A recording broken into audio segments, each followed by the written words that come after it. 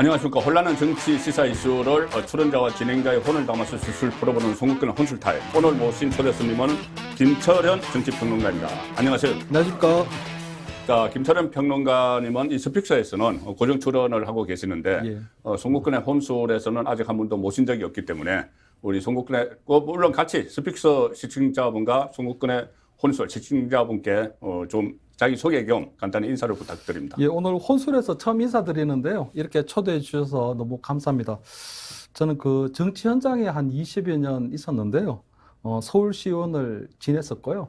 그다음에 오세훈 민선 2기 때 서울시 홍보기획관, 시민소통기획관을 지냈습니다. 그리고 그 국무총리를 지내신 이완구 전 의원 국회 보좌관을 했었고요. 마지막은 권영진 대구시장의 대구시 정무특보를 지냈습니다. 지금은 이제 아무래도 우리 시청자분들께 좀 좋은 평론 들려드리려고 지금 노력하고 있습니다. 지금 정치평론가를 활동을 하고 계시고. 예, 이제 또 좋은 평론 하려고 생각 중입니다. 예, 지금 방송에도 출연을 하시는데 예. 제가 그 김철현 처음에 그 이름을 저장을 하려고 제 핸드폰을 딱 치니까는 이완구 의원 보좌관 이렇게 입력이 돼 있더라고요. 그래서 2014년 정도 됐을 겁니다. 예, 그래서 이제 정치권에 상당히 오래 몸담으셨고 여의도 연구원에도 지금 그 개건연구원으로 또 활동을 하셨고 그래서 여의도 정치 현장에 오래 계셨는데 지금 일단 국민의힘 당권 경쟁 먼저 이야기를 해보면 이 여당 당 대표 경선에서 이렇게 그 대통령의 의중, 그러니까 이른바 윤심 논란이 일어나는 것이 대통령 의중 논란이 일어나는 것이 저는 거의 뭐 이렇게까지 하는 것은 처음 보는 것 같은데 어쨌든 윤심은 지금 있다고 보시는지 그리고 윤심이 있다면 지금 언론에서 분석하는 것처럼 김기현인지 한번 냉철하게 한번 분석을 해주세요. 윤심이 있습니까? 일단 윤심이라고 하는 게 뭐 대통령의 마음이잖아요. 예. 그래서 사실은 그런 것들이 뭐 방금 얘기하신 것처럼 조금 보이지 않는 손, 예. 보이지 않게 드러나야 되는데 지금은 사실 100만 당원들 누구라도 예. 저 대통령의 마음, 그 윤심이 어디에 있구나 이런 것들은 지금 다 알게 되는 그러네요. 상황이거든요. 보이네요. 예. 예, 그래서 사실 그것이 이제 뭐 좀 세련되지 않은 부분이 있는데 이렇게 이 윤심 논란이 벌어진 이유는 딱 하나라고 봅니다. 네. 그거는 역대 최약체 당대표 후보가 났기 때문입니다. 윤심이 찍은. 예. 그러니까 이제 흔히 김기현이 역대 그렇습니다. 역대 최약체 후보입니다. 왜냐하면 처음에 4등 5등 했어요. 예. 그래서 지금 비교하면 지금 안철수 그리고 아직 출마를 결정하지 못하고 있는 나경원, 이 김기현 3명을 놓고 보더라도 이 빅3로 보더라도 일단 뭐 안철수 후보 같은 경우에는 뭐 대통령 경선까지 나왔습니다. 그렇죠. 대통령 후보까지 됐으니까 당연히 알고 나경원 전 원내대표 같은 경우에도 2019년 그 조국 사태 때 광화문에서 100만 우리 보수 당 우리 지지자들 앞에서 진짜 이 반문재인 정권 이 선봉에 투쟁이 있었던 분이거든요. 그렇죠. 그러다 보니까 지금 당내에서 당심이 당원들의 마음이 나경원한테 가 있는 이유는 어느 정도 그때의 어떤 뭐 이런 이미지나 이런 것들이 그대로 있다고 보거든요.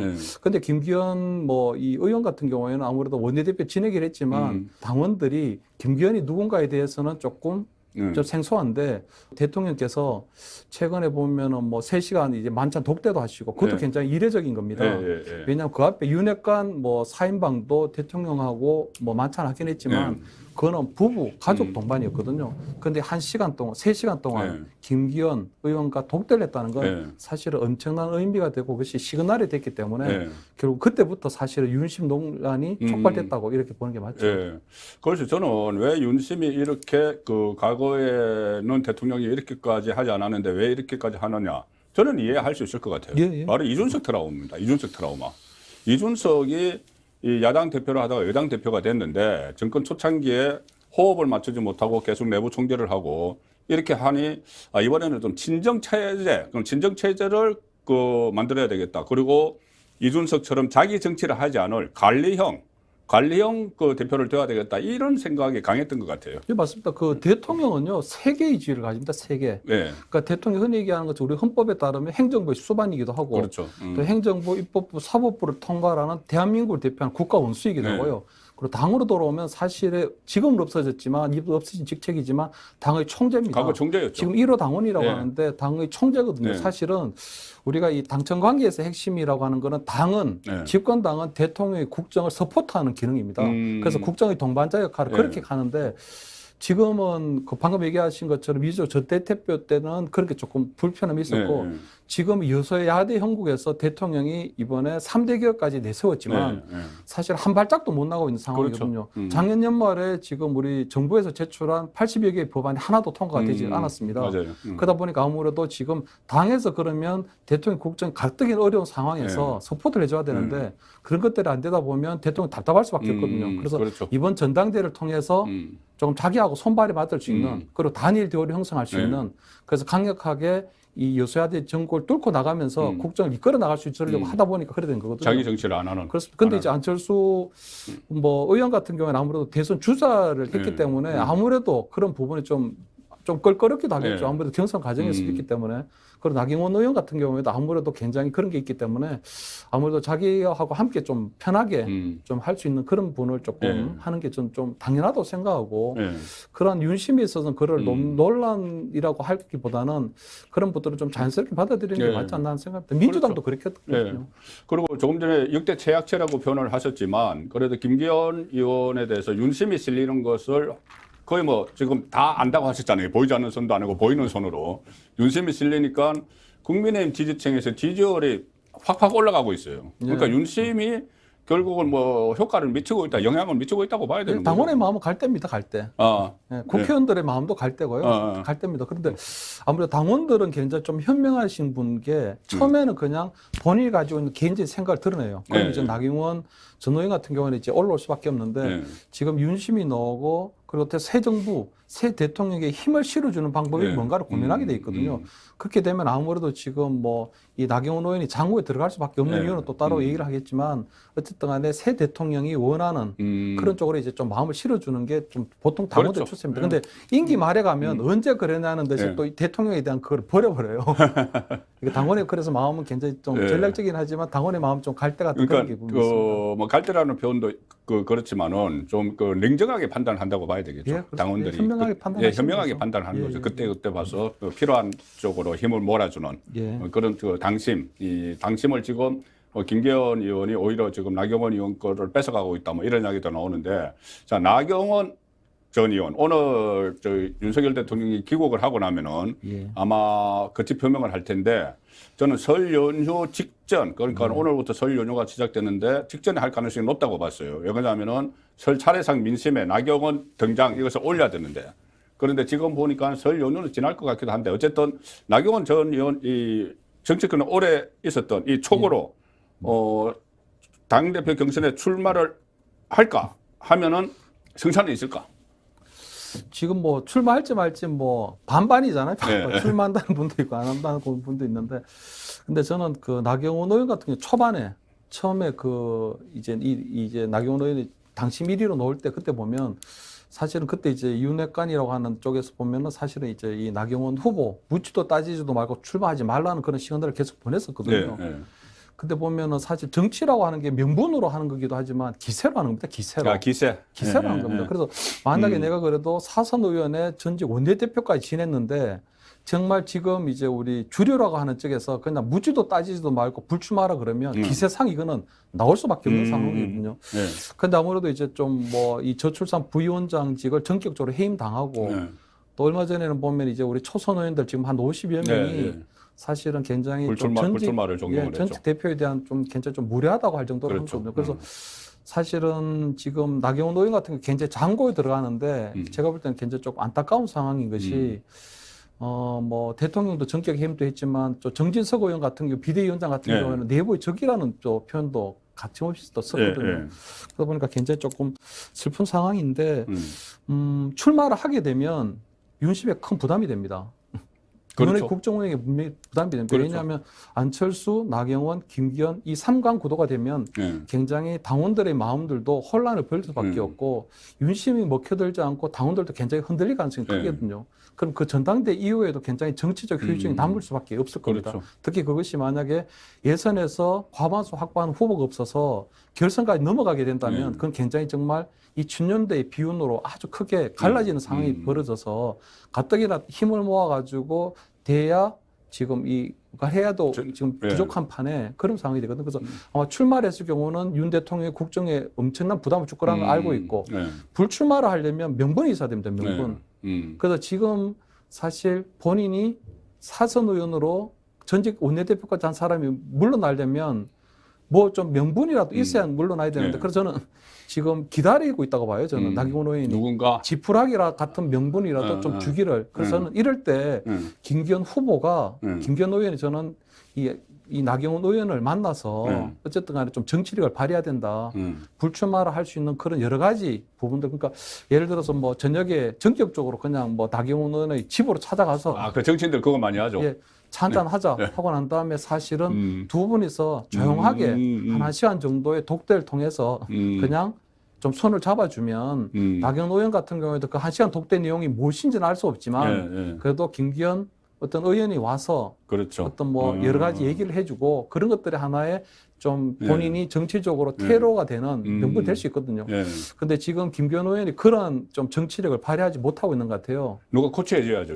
그 김장연대에서 코치를 해줘야죠. 근데 지금 뭐 너무 무섭게 지금 거기다가 지금 뭐 어제 찌라시에 보면은 뭐 YS의 손자가 지금 청와대에 근무하고 있는 YS의 손자가 다음에 동작에 뭐 출마할 거다, 그런 이야기 거다 이런까지 나오는 거는 대통령실에 가 있어요. 그래서 사실 전직 원내대표까지 지낸 뭐 나경원 의원의 뭐 그동안의 정치 행보가 어땠는지 모르지만 본인이 지금 오늘 보면은 이제 본인이 걸어온 정치 여정을 둘러보고 있다고 하잖아요.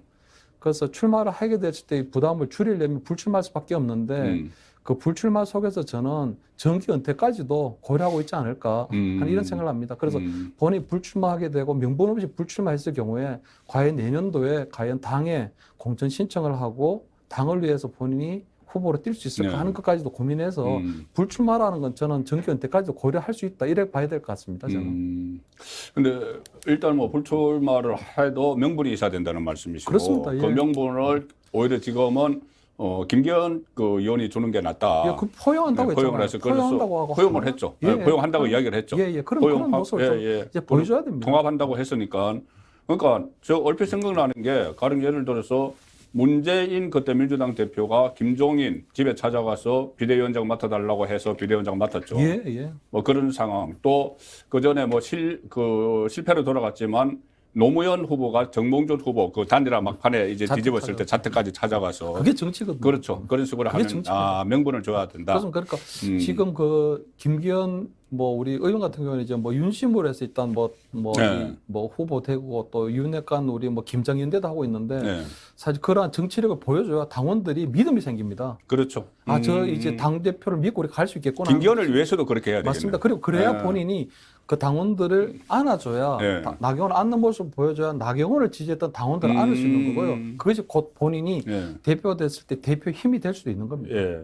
김기현 의원에게 이런 참모가 있으면 상당히 좀 많은 힘이 될 것 같기도 한데 저도 상당히 그러니까는 명분도 되고 모양 그림도 좋고 그렇습니다. 양쪽에게 그러니까는 김기현 의원에게 덕이 되고 나경원 전 의원도 그렇게 해서 물러나게 되면은 나중에 또 뭐 다시 할 수 있어요. 뭐 정기 은퇴도 할 수 있지만은 뭐 그런 여지도 남길 수 있고. 그 전에 우리 나경원 의원이 저출산 부위원장 그걸 우리 사회 표명을 했을 때 그때 우리 언론에서 일보로 놓은 거는 그 우리 그 대통령실에서 사태 반려했다 그랬거든요. 그렇죠. 그러면 사실은 저는 이건 정말 너무 절묘한 수다.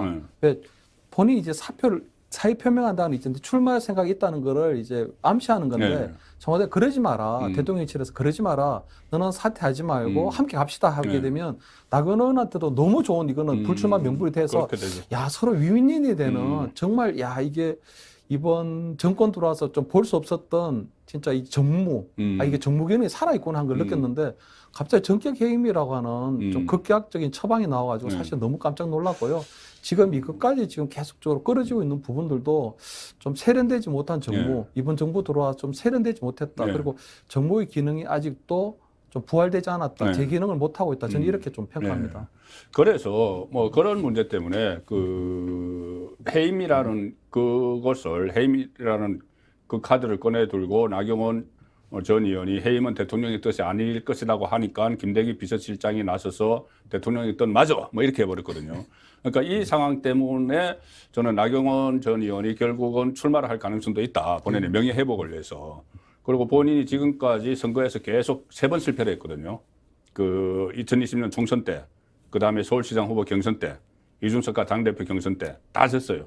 그래서 이번에도 물러나기가 쉽지 않을 텐데 만약에 출마를 하게 되면은 자, 이 친윤 진영에서 유승민 견제를 위해서 만든 룰이죠. 100% 당원 투표. 그리고 결선 투표제. 특히 결선 투표제가 김기현의 발목을 잡을 거란 분석이 나와요. 뭐냐면은 이 가령 3파전이 되면은 김기현, 안철수, 나경원 3파전이 되면은 김기현이 일단 과반수 50% 이상을 받기 어려울 거다. 이렇게 본다면 1위, 2위가 다시 결선 투표를 하는데 그러면은 안철수와 나경원이 연대를 할 수가 있죠. 지금 벌써 뭐 수도권을 중심으로 수도권 연대설이 나오지 않습니까?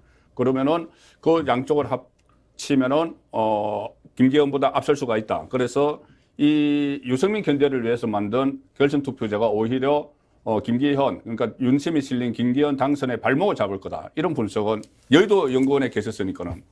그거는 정말 좀 이론상으로는 가능한. 이론상으로는 가능한 분석이고. 지금 최근에 우리 대구 경북 김기현 캠프 출정식에요. 3,000명이 모였습니다. 아, 3,000명이요? 현역의원들 다 오고. 그러니까 사실은 보면 지금 나경원 의원도 잘 생각해야 되는 게 만약 후보 등록을 하면 본인이 선거운동을 할 수 있을지를 좀 고민해봐야 됩니다. 예를 들어 대구를 가거나 부산을 가거나 어디 뭐 대전을 가든지 간에 어느 당협도 나경원 의원을 위해서 후보를 위해서 문을 열어주지 않을 겁니다. 당원들을 만날 수가 없어요. 아니 지금 이게 윤심 논란, 윤심이 명백한데 어느 당협에서 아이고 나경원 후보는 오셨습니까? 그 문을 열어주겠습니까? 그럼 사실은 허공이 되고 공천도 남았고 그렇습니다. 여론들 선거를 해야 되는데 결국 당원들은 못 만나고 그냥 허공이 되고 선거운동을 해야 되는 상황이 되거든요. 아 그렇죠. 투표는 당원들이 하는데. 그렇습니다. 그러니까 결국은 굉장히 조금 선거운동을 하는데 지금하고는 달리 굉장히 좀 고립무원의 상태에서 진행될 수 있다는 거죠. 지지율이 계속 더 떨어지겠네요. 계속 떨어질 겁니다. 지금 보면 얼마 전에도 여론조사에 이제 김기현 후보가 1위를 했잖아요. 그럼 앞으로 지금 김기현 후보 쪽으로 계속 새가 몰리고 나경원 쪽에는 계속 좀 빠져가는 수 있는 높을 겁니다. 그러면 본인이 출마 선언하고 난 다음에 끝까지 완주를 해야 되는데 그렇지 않을 가능성이 높고요. 두 번째는 이게 결선으로 가게 되면 엄청난 정책 휴직이 남게 됩니다. 왜냐하면 방금 얘기하신 것처럼 1차에서 만약 김기현 후보가 갑을 넘지 못하면 안철수, 김기현, 유승민, 이준석 그동안 이 모든 사람들이 소위 말해서 이 김기현이 반대편에 있게 될 텐데 그렇게 되면 이것이 55대 45로 이기든 60대 40으로 이기든 엄청나게 당의 비주류라고 하는 부분을 키우게 되는 거거든요. 아, 그렇죠. 그렇게 되면 결국은 윤 대통령이 원했던 당의 모습은 아닐 것이고 그 안정적으로 본인의 국정을 서포트해 줄 수 있는, 믿을 수 있는 진정도 안 될 것이고, 그렇기 때문에 저는 아마 아까 말씀드린 것처럼, 초반에 말씀드렸던 것처럼 당원들의 좀 현명한 결정이 김기현 쪽으로 될 거다. 그리고 그러면 1차에서 과반수 넘을 거다. 그렇습니다. 왜냐하면 그렇게 되지 않으면 너무나도 큰 휴직이 났기 때문에. 그래서 지금은 윤심은 명백하고 당심은 흔들리고 있지만 마지막에 어떻게 보면 윤심 호소인들 윤심 우리 대변이라고 할 거다 이런 분들이 나서서 저는 그 상황은 반드시 만들 것이다 이런 생각을 합니다. 그래서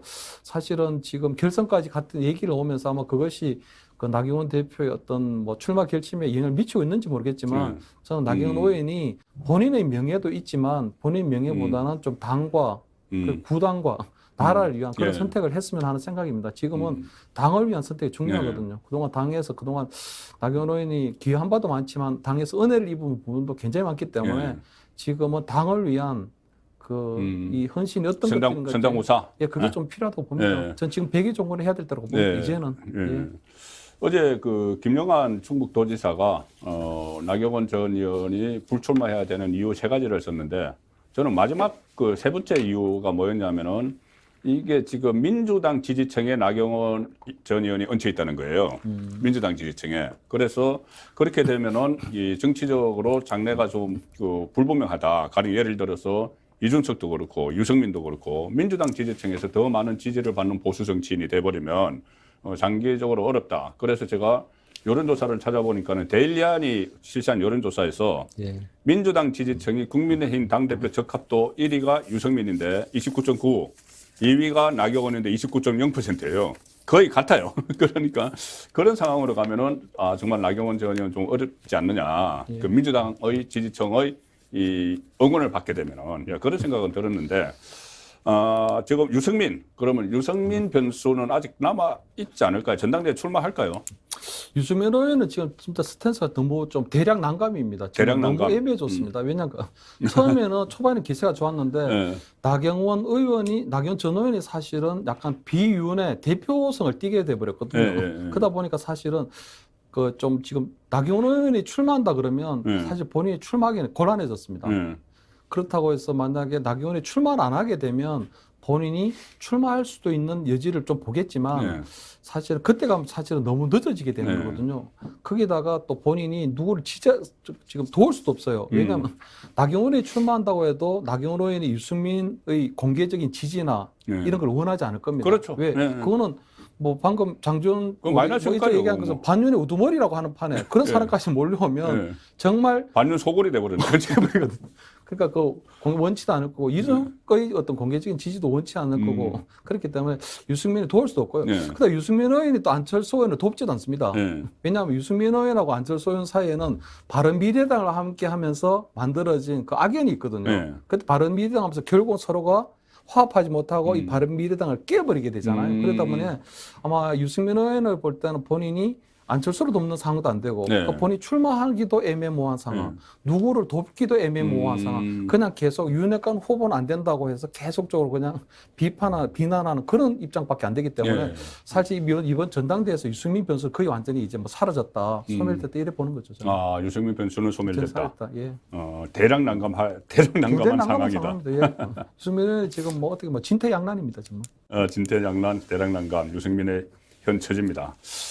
또 이번에 지금 거론되는 인물들이 뭐 당권에서 관심을 받는 인물들이 김기현, 이렇게 뭐 나경원, 안철수, 뭐 유승민 이렇게 유력 후보들도 있지만 보수 유튜버, 계속 거부 유튜버 또 이렇게 표현을 하는 분들도 있는데 어쨌든 보수 성향 유튜버들이 당 지도부 경선에 출마를 해요. 이게 100% 당원 투표의 효과라고 봐야 될 텐데, 그러니까 강신업 변호사는 당 대표 그리고 김세희, 신혜식 씨는 최고위원 이렇게 출마를 하는데 이게 국민의힘 전체에 어떤 긍정적인 영향을 미칠 것 같습니까? 부정적 영향을 미칠 것 같습니까? 이거는 거의 부정적이지 않을까요? 부정적이다. 예, 왜냐하면 좀 선수로 뛰실 분들이 있고 또 선수가 잘 뛰도록 바깥에서 이제 응원을 하는 갤러리가 있는데 이분들은 사실은 갤러리 그룹이라고 봐야 돼요. 간중이 운동장에 들어간 거래요. 왜냐하면 옛날에 홍준표 시장이 굉장히 억울하고 있는 부분이 본인은 막말을 한 적이 없는데 막말이 됐다고 하는 것처럼 우리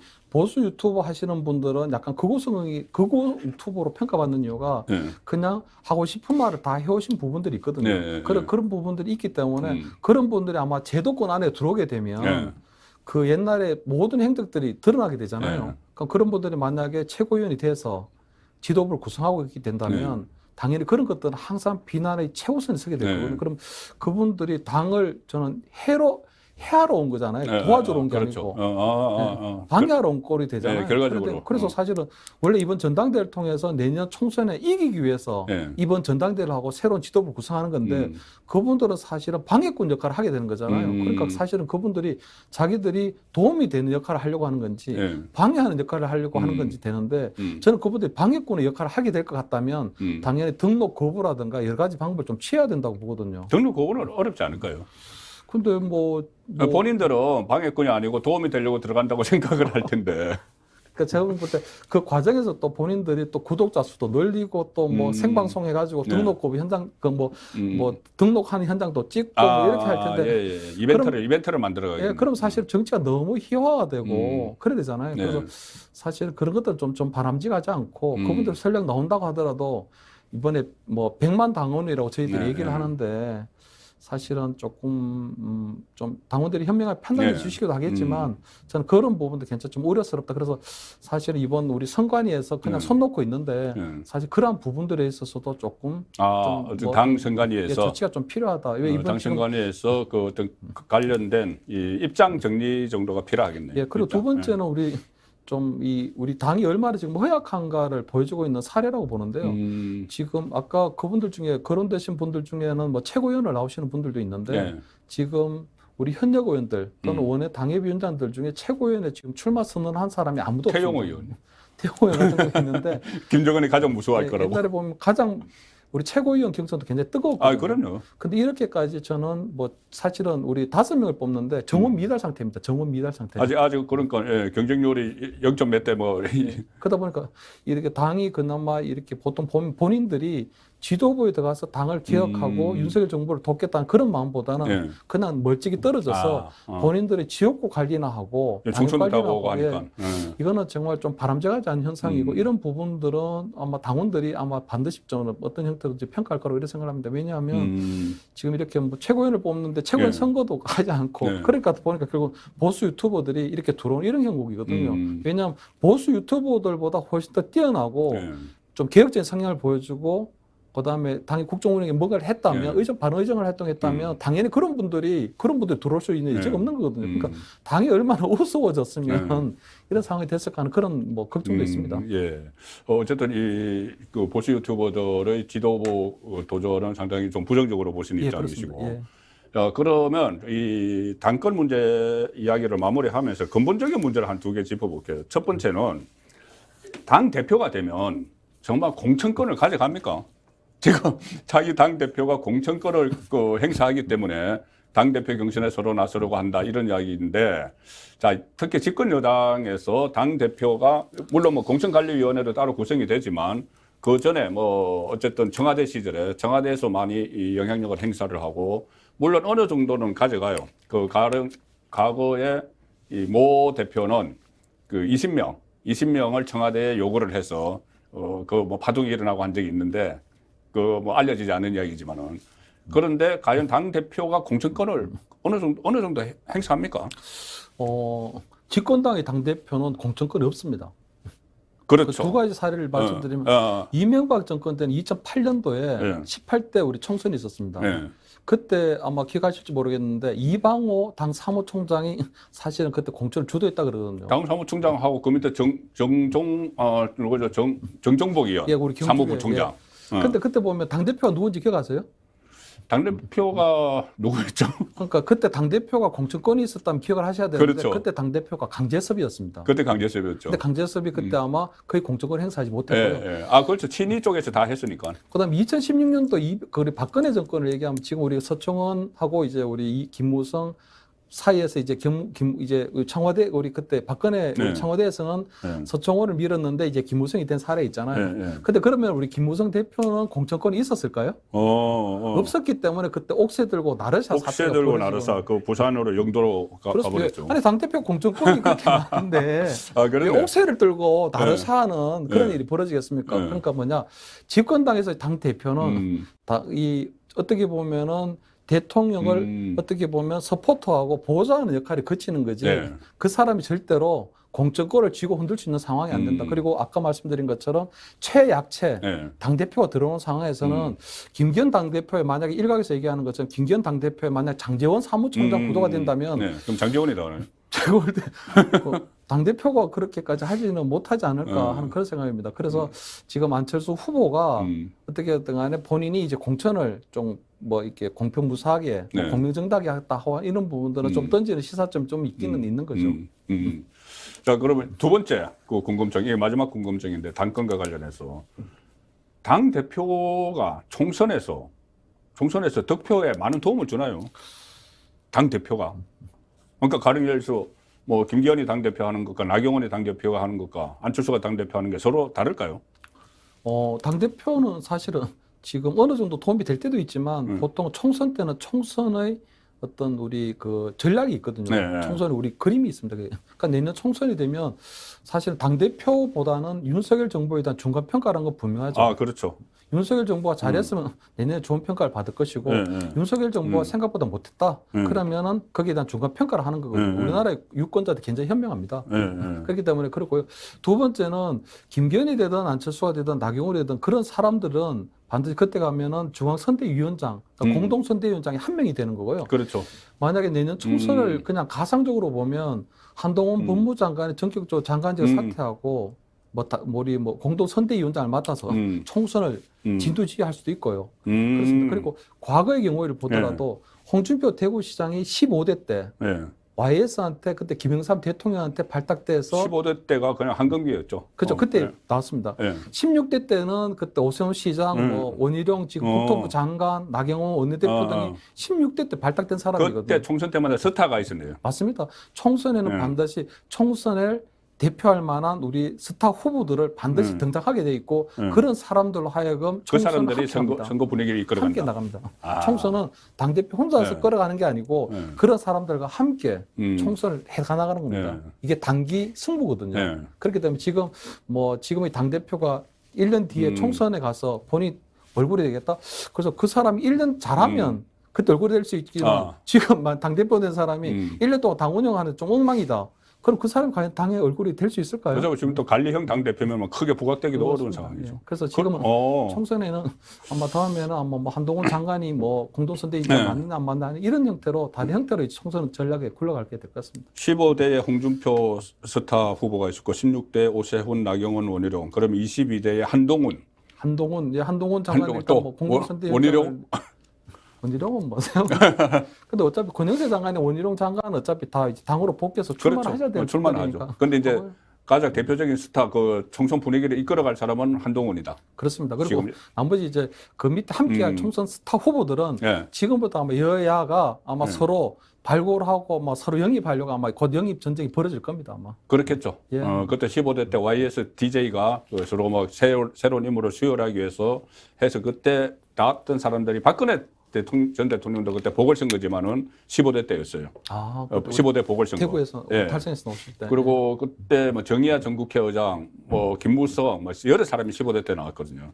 22대 때도 아마 한동훈을 비롯해서 특히 여당 쪽에서 보수 정당 쪽에서 상당히 물갈이가 있을 것 같은 느낌은 그렇습니다. 예. 그래야 뭐 하니까요. 우리 김철원 평론가님도 그 물갈이 있을 때 한번 들어가셔야 되는 거 아닌가요? 그래서 저도 뭐 정당에 그 꿈을 갖고 왔는데 언제 그 잃어버린 꿈이 됐거든요. 왜 벌써요? 근데 뭐 아무래도 현장에 오래 있다 보니까 뭐 훌륭하신 분들도 많고. 지금 말씀하시는 거 보면 상당히 이 정치 감각이 상당하신 것 같아요. 그래서 그냥 뭐 좀 저 나름대로 그냥 어른의 꿈이 있어야 되거든요. 그래서 어른의 꿈을 나름대로 좀 조심스럽게 뭐 한번 꿔보려고 하는 생각 중입니다. 알겠습니다. 이 정치권에 오래 계신 분들이 정치에 들어가면은 대체로 보면 잘 하시더라고요. 밖에 온 사람들보다는. 그래서 이거 아마 국정운영도 비슷한 것 같은데 윤석열 대통령 같은 경우에 검사 생활만 하다가 처음에 이 대통령이 되고 나서 좀 잘 안 됐죠. 뭐 지지율도 떨어지고 특히 이 정권 교체가 되고 나니 이 민주당에서 계속 여러 가지 프레임을 막 걸고 그런 상황에서 이 국정운영 지지율이 떨어져서 고생을 했는데, 자, 윤석열 대통령 국정운영 평가를 해주시죠. 100점 만점에 몇 점이고 그 이유는 뭔지. 지금 사실은 아직까지는 말씀 잘하셔야 됩니다. 아까 저 총선 공천은 지금 당 대표가 하는 게 아니라고 말씀하셨습니다. 뭐 근본이 그건 이제 별개로. 하여튼 윤석열 대통령 아직까지는 부정적 평가, 긍정적 평가보다 높습니다. 그렇죠. 그러니까 아직은 윤석열의 어떤 국정 또는 윤석열의 정치가 제대로 국민들에게 못 비춰주는 부분이 있는데요. 저는 그 중에서도 일단 외교 안보, 또 에너지 이런 분야에 있어서는 굉장히 조금 저는 한 거의 90점 이상의 높은 점수를 주고 싶은 게 얼마 전에도 보면 우리 가장 중요한 게 그 한미일 안보 동맹이 지금 확고해졌다는 거거든요. 그동안 문재인 정부에서는 우리 중국하고 미국 사이에서 눈치 보기 일가했는데 지금 우리가 분명하게 미국, 일본, 한국을 위해서 한미일 삼각 동맹이 확실하게 완성이 됐습니다. 그러다 보니까 그 힘이 생기니까 사실 이번에 중국의 우리 코로나 상황에서 우리가 먼저 비자를 거부하는 이런 게 있었거든요. 그렇죠. 저는 그걸 보고 정말 이건 우리 한국 외교사에 길이 남을 진짜 이건 명장면입니다. 코로나 문재인 정부 초기에 뭐 의사협회에서 열 몇 번 건의해서도 그 입국자들 안 막았잖아요. 사실은 중국에서는 우리 한국을 보기로 진짜 약소국, 옛날에 조공이나 갖다 바치던 이 힘없는 나라로 보고 항상 자기들 우리가 수동적인 외교를 펼쳤는데 이번에 우리가 먼저 중국에 대해서 선빵을 날린 거거든요. 이것만 해도 한미일의 어떤 굳건한 안보 동맹을 기본으로 해서 우리가 외교에 대한 자신을 가지고 있다.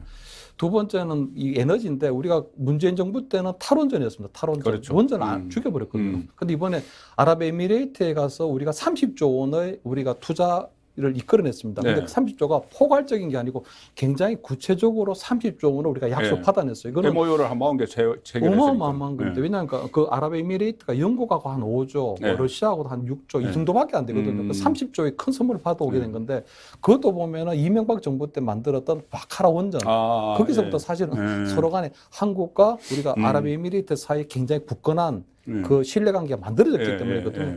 그래서 그런 부분에 외교 안보 그리고 에너지 이런 부분에서 상당히 뭐 평가를 내고 있다고 보고 단지 지금 글로벌 경제가 굉장히 안 좋습니다.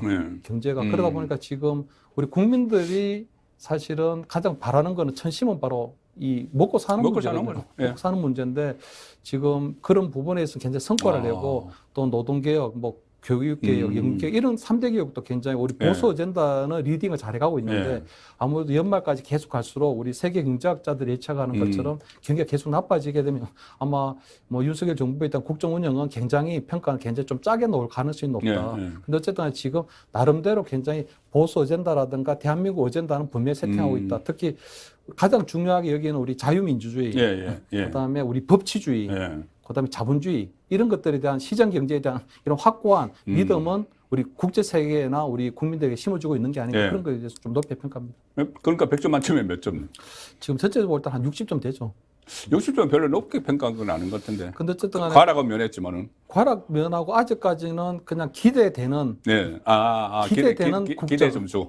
지금 뭐 그냥 뭐 이렇게 뭐 제가 점수 얻기위해서 할 게 아니고 한 60점 정도 어쨌든 간에 앞으로 기대된다. 이 정도면 왜냐하면 문재인 5년 정권을 정상화시키는 과정이기 때문에 그 과정에서 어쨌든 저항이 있을 수밖에 없고 그리고 아직까지는 국정 운영 열심히 하고 있지만 국민적인 평가는 한 60점 정도밖에 안 될 거 아니냐 이런 생각을 합니다. 그러니까 상당히 저는 중요한 말씀을 하셨다고 생각을 하는 것이 보통 대통령의 국정 운영을 평가를 하면은 정치 분야, 정치 쪽으로 많이 평가를 해요. 뭐 인사 문제라든가 아니면 대야 관계가 어떻고 뭐 그런 평가를 많이 하는데 실제로 대통령의 그 업무는 90%가 비정치적인 거다. 지금 말씀하신 외교 문제나 안보 문제, 경제 문제. 맞습니다. 여기가 90%가 있고 국내 정치 문제는 한 10%도 될까 말까 한데 전부 다 그걸로 막 평가를 하려고 하거든요.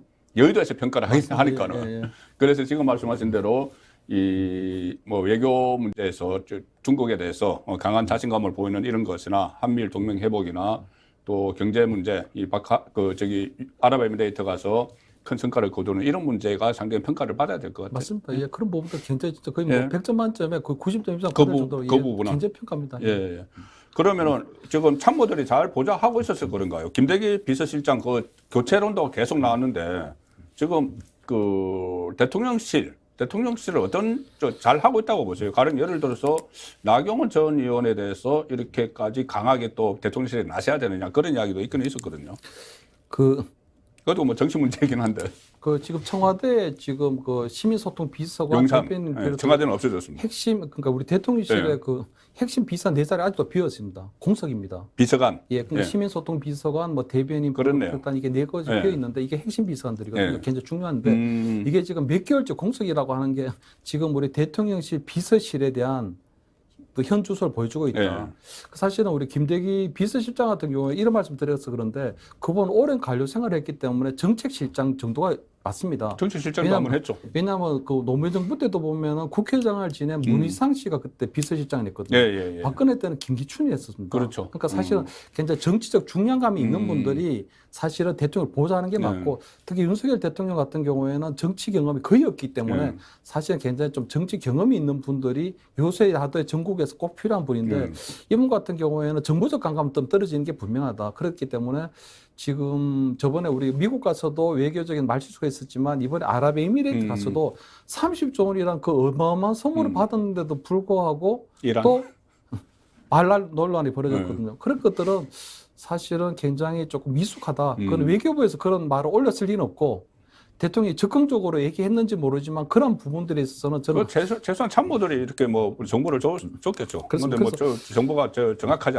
않은 그런 정보를 줬을 가능성이 있어요. 그래서 지금 우리가 여소야대 전국에서 대야 관계도 잘 못 풀고 있고 그다음 비서실장이 우리 당내 안에서의 갈등 문제도 풀어야 되거든요. 근데 그런 부분, 그러니까 당정청 회의를 할 때, 그럼 고위 당정청 회의에서도 김대기 비서실장의 목소리는 거의 없습니다. 그렇기 때문에 사실은 비서실장이 원래 비서기 때문에 뭐 대통령이 뒤에서 보좌하는 것도 맞지만 비서실장이 리딩을 해야 되는 부분이 있는데 그런 걸 잘못하고 있다. 그래서 저는 이번에 뭐 우리 예고에 말 수도 있었지만 지금쯤은 이제 우리 대통령 비서실에 대한 비서실장에 대한 조금 우리 뭐 교체, 그다음에 우리 우리 이 초기 정부에 우리가 얼마 전까지 우리 두세 개 장관에 대한 우리 교체설이 나왔는데 그렇죠. 우리 정부에 대한 어떤 쇄신 구도 이런 것들도 좀 검토할 때가 됐다. 그래서 청와대 그러니까 우리 대통령실 비서실, 대통령 비서실장을 포함한 우리 쇄신, 인적 쇄신이, 예, 그다음에 우리 정부의 우리 장관 교체방 그런 개신 이런 것들이 지금은 조금 필요할 때가 됐다. 이런 생각을 좀 합니다. 인적 쇄신을 할 타이밍이다. 맞습니다. 이제 좀 교체해야 될 타이밍이 온 것 같습니다. 자, 인적 쇄신도 그 지금 타이밍이기도 한데 오늘 윤석열 대통령이 귀국하고 나면은 설 연휴가 끝나면 본격적으로 이재명 사법리스크 전국이 전개될 거예요. 28일 날 토요일에 뭐 평일에는 일해야 되니까 토요일에 출석하겠다. 그런데 지난번에 1차 출석할 때는 평일이었거든요. 화요일에 출석을 해서 본인이 일을 안 한 것뿐이 아니고 41명의 민주당 국회의원들도 일 안 하고 성남까지 다 갔는데 이번에는 평일에 일해야 되니까 주말에 출석하겠다. 그러니까 검찰이 이번에 하루 가지고 부족한데 한 이틀 해야 되는데 이런 기세 싸움을 하고 있습니다. 이게 지금 어떻게 진행될 것 같아요? 결국 이 구속영장을 청구할 가능성이 높고 그것이 법원에서 받아들일 것인지 아니면은 더 중요한 문제는 저번에 그 노웅래 의원처럼 국회에서 체포동의안이 부결되는 상태로 갈지 한번 예측을 해보신다면. 얼마 전에 그 지금 이재명 우리 대표 같은 경우는 이제 좀 검찰 출석에 대한 자신감 좀 가진 것 같아요. 아, 이번에 긍자감, 성남 FC에 갔다 와서. 성남 FC 갈 때는 조금 이제 겁먹고 사실 이제 어마어마하게 데리고 왔는데 이번에 가보니까 생각보다 할만한 것 같거든요. 그리고 처음 1000매가 무섭습니다. 1000매가. 그렇죠. 지금 한 10개 매를 맞아야 되는데 1000매였죠. 그러니까 사실 현역 의원들 중에 이렇게 검찰 출두를 제집 드나들듯이 하는 의원이 없을 거예요. 그리고 아마 노웅래 의원은 한 번인데 아마 우리 이재명 대표에 대해서는 체포 동의안이 여러 차례 최소 6번, 최대 10번까지 예상됩니다. 그것도 이제 뭐 기네스북에 오를 것 같은데 그다음 그것들이 아마 노웅래 의원 때처럼 다 부결될 가능성도 높습니다. 아, 그런가요? 이건 사실은 검찰 출두 횟수, 그다음에 체포 동의안 우리 제출 횟수, 그다음 부결 횟수를 따지면 이건 어마어마하게 우리 헌정사에 오점을 남기게 되는 겁니다. 그래서 사실은 그런 부분에서는 조금 굉장히 좀 안 좋은 별로 좋지 않은 상황이죠. 그래서 아마 28일 가는 것도 보니까 날짜를 본인이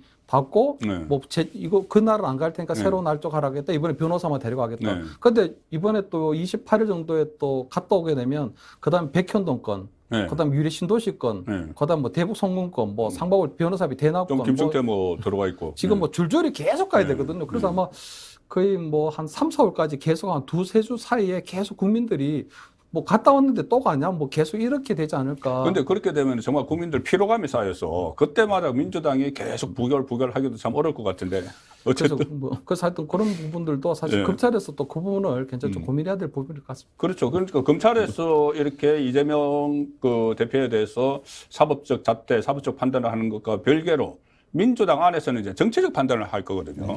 그래서 민주당 안에서 비명계를 중심으로 이재명 손절론 이것이 나와서 결국 이것이 확산되면은 저는 아마 이 양산에 사인이 있으면은 평산마을에 있는 분의 사인이 있으면은 이거 부결시킬 수도 있다, 가결시킬 수도 있다고 봐요. 손절론의 연장선상에서. 그 손절론은 어떻게 보세요? 이재명 손절론. 좀 발전이 될까요? 저는 조금 좀 불가하다고 보는 게. 예, 왜냐하면 지금 당대표 되기 전에 당헌 당규를 고쳐가지고 우리 검찰에서 기소를 하더라도 당대표직을 유지할 수 있도록 했거든요. 그렇게 장치를 마련해놨죠. 윤리심판원에서 하던 걸 당무위원회에서 하기로 했으니까. 두 번째 지난 전당대회 때 그 최고위원회를 친명계로 거의 다 채웠습니다. 김민정 의원만 사실 우리 뭐 친문이라고 할 수 있지만 지금 친명계로 채웠고요. 이번에 그 검찰 출두 첫 번에서 보여주는 것처럼 대규모의 의원을 대동할 정도로 지금 이재명 어떤 그 체제가 강하다고 볼 수도 있거든요. 그리고 사실은 그 나머지 의원들도 마찬가지인데 지금 총선이 얼마 남지 않았고 공천을 받아야 되는 입장입니다. 그래서 공천관리위원회나 이런 옥중 공천 이야기 나오던데. 옥중 그래서 구속을 시키기가 힘들 것 같고요. 아예 구속시키기도 힘들다. 그러니까 불구속 상태에서 재판을 받을 가능성이 높고, 그러니까 본인의 대표가 그대로 건재하다면 내년에 공천도 본인이 하고 내년에 가서 선거도 그냥 그 예상대로 치르고요. 또 본인이 민주당 텃밭이니까 재산될 가능성도 높고 그렇게 쭉 이어질 가능성이 높거든요. 근데 재미있는 게 2019년도 법무부 장관 그 재판이요. 4년이 지나 지금도 1심이 끝나질 않았습니다. 그러니까 이재명 대표에 대한 기소를 되더라도 이 재판이 4년이 걸릴지 5년이 걸릴지 알 수가 없고 본인이 만약에 다음에 대통령 선거에 도전한다면 그때까지도 1심이 안 나올 가능성도 있거든요. 그렇다면 유무죄를 다툴 수 없는 상황에서도 진행될 수도 있다. 이런 생각이 듭니다. 그러면 너무 혼란스러울 것 같은데 물론 이런 재판은 그럴 수가 있지만은 지금 선거법 위반으로 기소가 돼서 재판이 시작된 게 있거든요.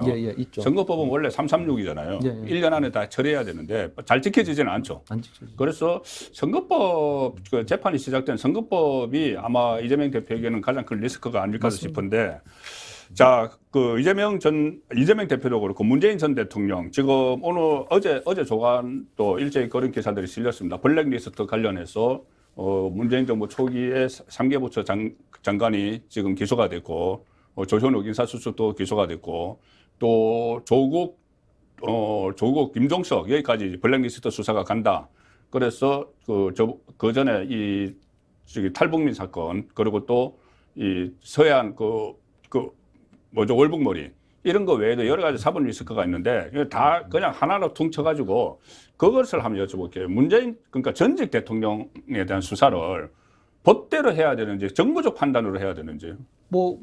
지금 윤석열 대통령이 법치잖아요. 윤석열 대통령이 법치 딱 하나입니다. 절대로 그 부당거래 하지 않겠다는 겁니다. 그러니까 이분이 얘기하는 왜 협치가 안 되느냐 하는데 이면에는 법치가 있기 때문인데요. 그동안에 그런 부분들 여야 간에 정치라는 이름 하에 서로가 대충 봐왔거든요. 그런데 법치를 하는 입장에서 볼 때는 그런 것들은 다 부당거래입니다. 그러니까 윤석열 대통령이 법치를 주장하는 분으로서 당연히 법대로 하는 게 맞고 그런 부분에서 나중에 법대로 처벌을 하고 난 다음에 사면 복권을 어떻게 할지는 모르겠으나 다른 권한을 가지고 윤석열 대통령한테는 그냥 대충 이렇게 부당거래 하듯이 이런 것들이 있을 수가 없는 거라고 저는 생각합니다.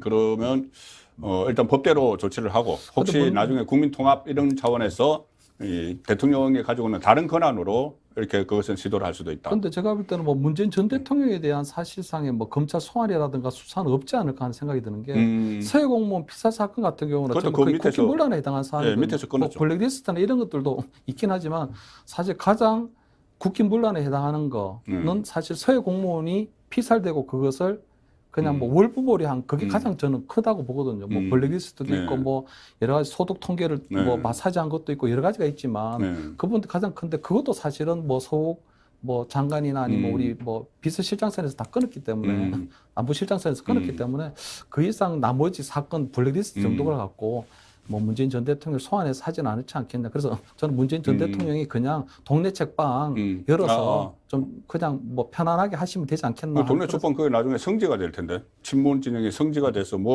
수사만 했으면 그걸로 달려가고 하지 않겠어요. 근데 성지로만 하면 되지 않겠어요. 그렇게. 알겠습니다. 오늘 제가 이 김철현 정치평론가 모시고 여러 가지 현안을 다뤄봤는데 상당히 저는 신선하다고 느꼈어요. 이렇게 말씀하시는 것들이 가령 문재인 성지 그대로 놔두라. 그대로 놔두면 되지. 그리고 또 이재명은 당내 손절론에 나기 어렵다. 그리고 그 이유를 설명을 해주셨고, 그리고 유승민이 출마하는 것은 뭐라고 하셨죠? 대량 난감합니다. 보수 유튜버 출마는 갤러리가 그라운드에 뛰어들어가는 것이다. 이런 식의 여러 가지 다양한 말씀을 많이 해주셨고, 역대 최약체 김기현이지만, 나중에 어쨌든 윤석열 대통령의 성공을 위해서는 도움이 될 거다. 관리를 잘하면. 필요할 때입니다. 김기현 그런 대표가 필요하다. 맞습니다. 이런 말씀 오늘 새로운 시각으로 많은 말씀을 해 주셨습니다.